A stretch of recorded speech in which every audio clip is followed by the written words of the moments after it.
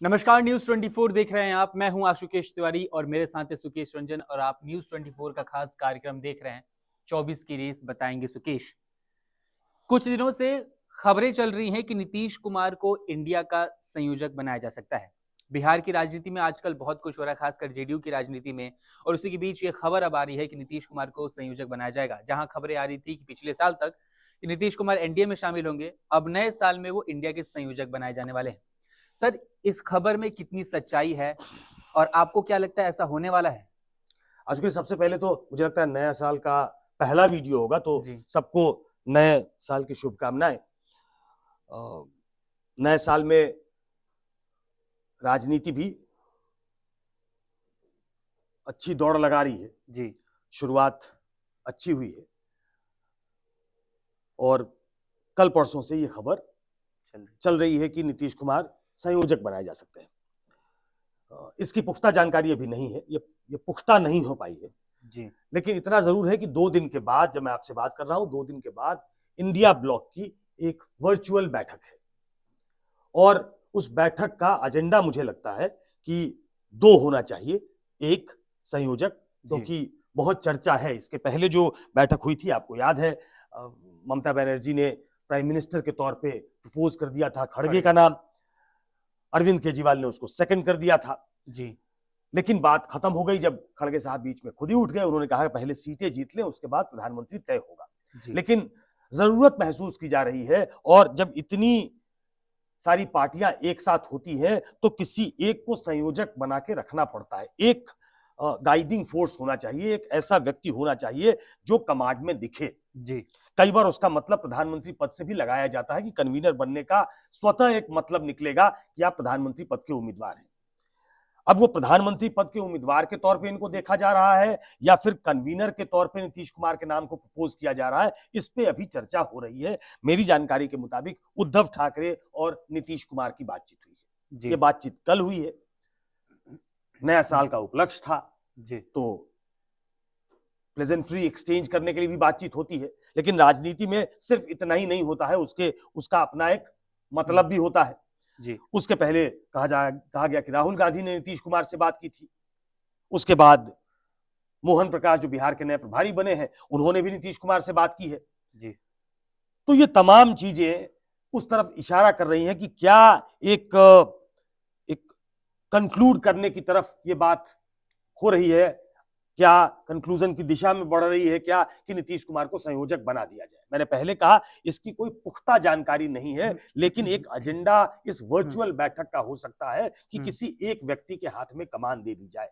कांग्रेस अगर उसका कोई कन्वीनर बनता है तो ऐसा लगेगा कि वो बिग ब्रदर के रोल में है। और इसके पहले भी जो ये गठबंधन की राजनीति की जो मजबूरियां होती है, जो उसका स्वरूप होता है, मजबूरी अगर न कहे, जो उसका एक कॉम्पोजिशन होता है, उसमें जो मेन पार्टी होती है, कन्वीनर उसका नहीं होता। याद करिए एनडीए 1 अटल बिहारी वाजपेयी के टाइम में जॉर्ज फर्नांडिस इसके कन्वीनर हुआ करते थे। जॉर्ज फर्नांडिस जनता दल यूनाइटेड के ही नेता थे।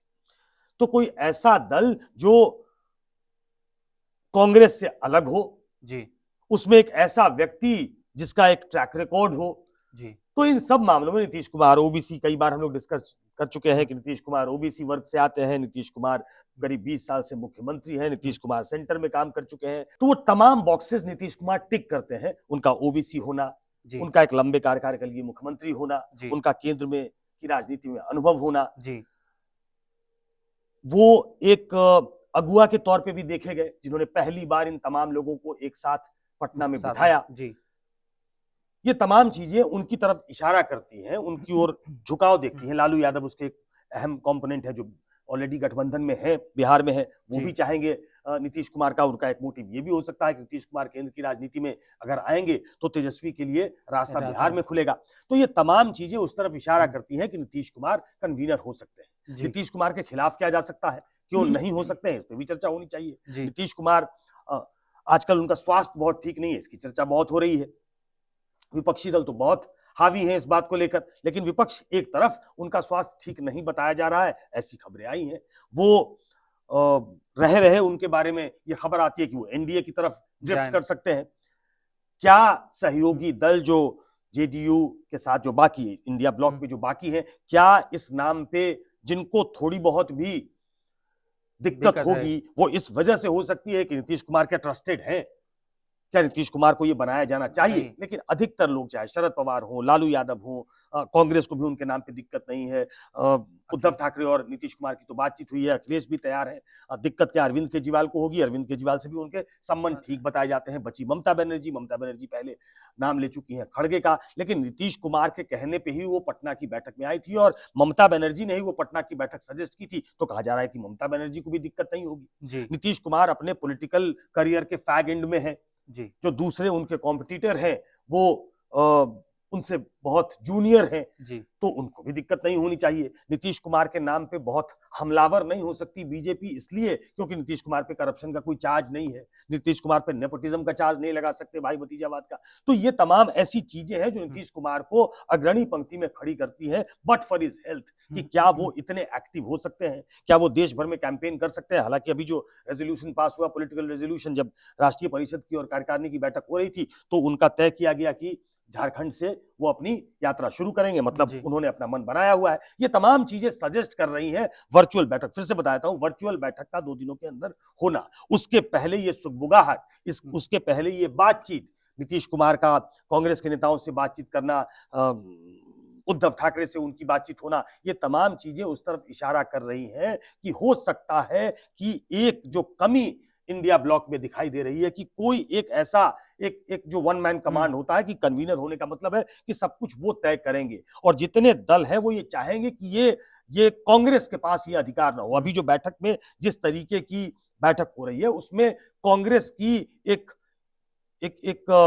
दबाव कांग्रेस का दिखता है, एक उनका उन पार्टियों से बड़ा होना जो उनके साथ है, वो ऑब्वियस उसका एक साइन दिखता है कि कांग्रेस जो है वो बाकी दलों पे भारी है। अगर कोई कन्वीनर बनता है तो वो पोजीशन में होगा कि फैसले ले सके, और कांग्रेस को भी वो फैसला मानना पड़ेगा। इसलिए कहा जा रहा है कि नए साल में ये तुरंत एक फैसला लिया जा सकता है कि ये कन्वीनर बना दिया। जो दूसरा मैंने कहा, सीट शेयरिंग पे कांग्रेस ने अपना जो एक होमवर्क है वो तैयार कर लिया है कि हमें कहां कितनी सीटें चाहिए जी। वो अपना होमवर्क तैयार करके उसने कांग्रेस पार्टी को दे दिया है इन 2 दिनों में। मुझे लगता है कि या देने वाली है, मुझे जहां तक जानकारी है कांग्रेस पार्टी को अब ये मालूम है कि हमारे जो स्टेट की यूनिट है, जहां जहां हमारा गठबंधन है, वो कितनी कितनी सीटें चाहते हैं। तो वो एक मन बनाएंगे कि हमें बिहार में कितना प्रपोज करना है, बंगाल में कितना प्रपोज करना है, हमें दिल्ली में कितना प्रपोज करना है, और हो सकता है कि ये जो वर्चुअल बैठक हो उसमें इस पे चर्चा हो, क्योंकि वो टॉप लीडरशिप ही उसको फाइनल करेगी। टिकट्स के लिए एक अलग कमिटी बनाई थी कांग्रेस ने, लेकिन वो अपने लोगों से बातचीत करने के लिए थी। अब जब दूसरे दलों से बातचीत करना होगा कि शिबू सोरेन कितना हमको स्पेस देने वाले हैं, ममता कितना स्पेस देने वाली है, केजरीवाल कितना स्पेस देने वाले हैं, लालू नीतीश कितना स्पेस देने वाले हैं, तो इस पे भी चर्चा होगी। तो थोड़ा एक्सेलरेशन आप देख रहे हैं कि अब थोड़ी तेजी दिखाई दे रही है, थोड़ी एक्टिविटी बढ़ी है इंडिया ब्लॉक की तरफ, क्योंकि उनको ये मालूम है कि जिस तरीके से एक लंबे प्लान के तहत जो उनके पॉलिटिकल एडवर्सरी है नरेंद्र मोदी, जो उनकी पॉलिटिकल एडवर्सरी बीजेपी है, उसने अपना मैसिव कैंपेन शुरू कर दिया है। अभी 22 तारीख तक तो रामलला का जो मंदिर बन रहा है उसके इर्द गिर्द तमाम घटनाएं ऐसी होंगी जो हेडलाइन ग्रैब करेंगी। उसके बाद तमाम जो अलग अलग स्टेट से होंगे श्रद्धालु वो वहां पहुंचेंगे और उसको एक बड़े इवेंट की तरह किया जाएगा। 22 के अलावा भी इसके पहले वो हर ऐसे स्टेट में जहां वो ऐसा लगता है कि कमजोर है, चाहे वो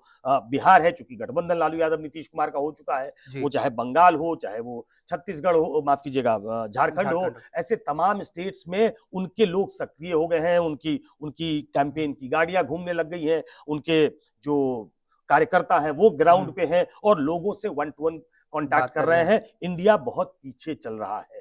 इंडिया ब्लॉक के सामने सबसे बड़ी चुनौती सीट शेयरिंग को लेकर है, और उसके बाद इस पूरे कैंपेन को शेप देने की ये कोई छोटी मोटी बात नहीं है। जब आप 300 सीटों पे करीब 1-to-1 फाइट देना चाहते हो, तो इसलिए ये बैठक इंपॉर्टेंट है, जिसमें मुझे लगता है कि संयोजक के अलावा कुछ सीट शेयरिंग पे भी चर्चा होगी। और जो कहा गया था कि मैंने आपको कहा था कि लोगों ने कहा कि आखिरी हाँ, 31 दिसंबर तक होगा। मैंने कहा था कि 15 जनवरी तक मुझे लगता है कि सीट शेयरिंग पे फाइनल बातचीत हो जानी चाहिए, तो वो 15 जनवरी के डेडलाइन को मीट करना चाहते हैं। सर मेरा एक और सवाल ये भी था कि जब दूसरी मीटिंग हुई, तीसरी मीटिंग भी हुई, तब ऐसी बातें आने लगी कि भाई कोई एक चेहरा नहीं होगा, कोई संयोजक नहीं होगा, सब साथ मिलकर लड़ेंगे।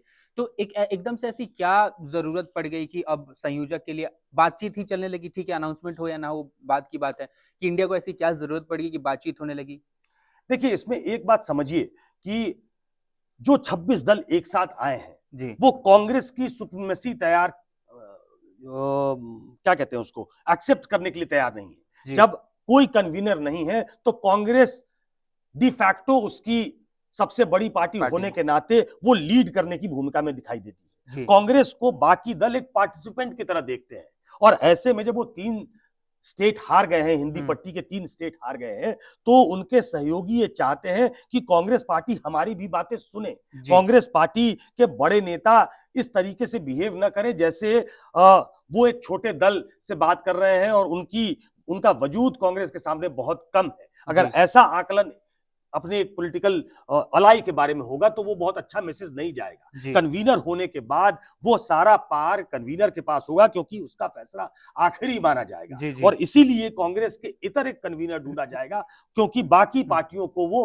मंजूर होगा और कांग्रेस को भी वो टोज पे रखेगा कि आप अपने फैसले जल्दी ले, आप अपने फैसले समय पे ले, अब आपकी जो रणनीति है वो बिल्कुल पुख्ता हो। तो इसलिए ये बातें उठने लगी।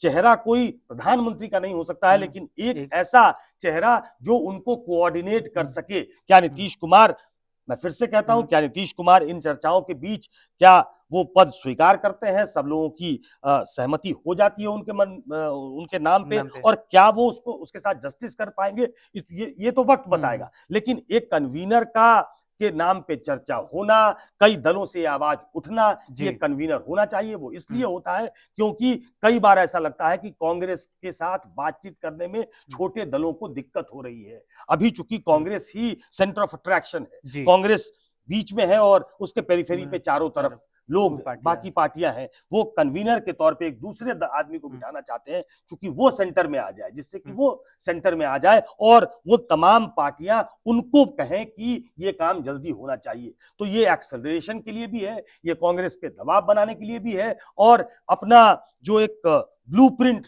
सामने रखना है देश के सामने, वो कोई एक तीसरा व्यक्ति रखे जो निर्विवाद हो, और वो तीसरा व्यक्ति के इर्द गिर्द ही वो सारा अलायंस रिवॉल्व करे। इसलिए मुझे लगता है कि इसकी जरूरत आन पड़ी है और इसलिए इस पर चर्चा हो रही है। मतलब बेसिकली चर्चाओं का दौर तेज है, और जैसे कि बताया कि 2 दिन बाद वर्चुअल मीटिंग होने वाली है इंडिया गठबंधन की, उसमें बहुत सारी बातें और अहम मुद्दे रखे जाएंगे सामने, और सबके सामने हो सकता है उसमें अनाउंसमेंट होगी, कोई एक कन्वीनर होगा, शायद वो नीतीश कुमार हो या फिर कोई और हो, ये उस दिन पता चल जाएगा। लेकिन 2 दिन बाद जो वर्चुअल मीटिंग होने वाली है वो बहुत ज्यादा इंपॉर्टेंट है। जब वो मीटिंग होगी उससे भी रिलेटेड हम अपडेट लेके आएंगे, लेकिन फिलहाल इस वीडियो में इतना ही।